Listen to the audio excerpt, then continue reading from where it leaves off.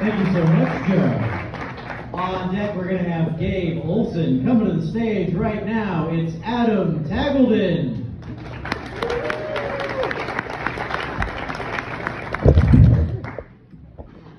Hey everyone, how you doing? Good. Good. Anyone on dates tonight? 2 people? 3 people? All right. Good luck. Good luck. It's tough out there. Let's give a round of applause to everyone at Wise Guys working here today, giving us a good place, having a good time. Thank you very much. Thank you. If it wasn't for them, I started doing comedy when I was right after COVID, and it was tough. It was way tough. And dating was even tougher. So dating, right? It's hard out there, right? Does everyone agree with that? Yeah, it's tough. You know, and you go on dates, and women are a little apprehensive. They're a little worried about like who you are. Are you psychotic? They don't want to tell you where they live, what they do for a living. You know, before the date, right? Because they're worried what it's going to be like. They want to make sure you're not crazy, so you're not going to like kidnap them and tie them up or do anything like that. So later, when they get to know you, they want you to tie them up and spank them and just all the stuff comes out. I don't get it. It's like, why don't we just do this right up front? Just tell me these things, right?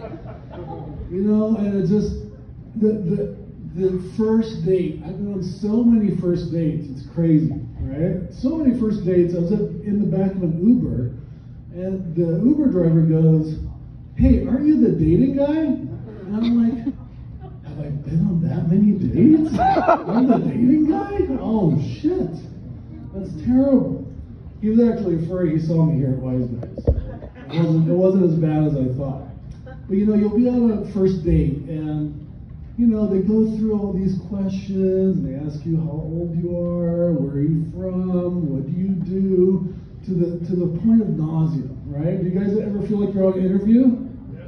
Yeah. Right? So I've learned like a really great way to get out of it. You know, if you're not feeling it, the chemistry's not there, you just pull out a meth pipe.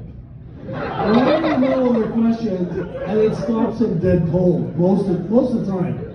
Sometimes they're like, "Hey, let's do that out back." Right? Not right here. This only happened one time. But anyway, you know, so you go on these dates and you're having like a good time. It's like fun and it seems just fine.